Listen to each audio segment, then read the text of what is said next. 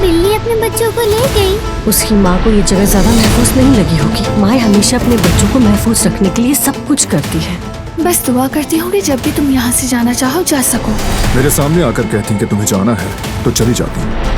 3 महीने बस यही दुआ की कि किसी तरह वहाँ से निकलकर तुम्हारे पास आ जाऊँ।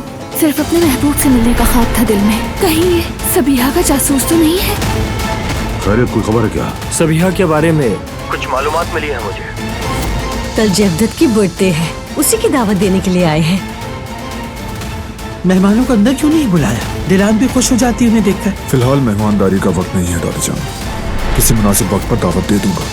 उनसे मिलने से रोकने वाले तुम होते कौन हो? अफसोस से उन्हें देख भी नहीं सकोगी। अब तुम्हारा नाम अब काराबे है। दिलान काराबे बनकर जिंदगी नहीं गुजारूंगी मैं अपनी। मेरा सिर्फ एक खानदान है और कल मैं उनके पास जाऊंगी उनकी खुशी में शरीक होने।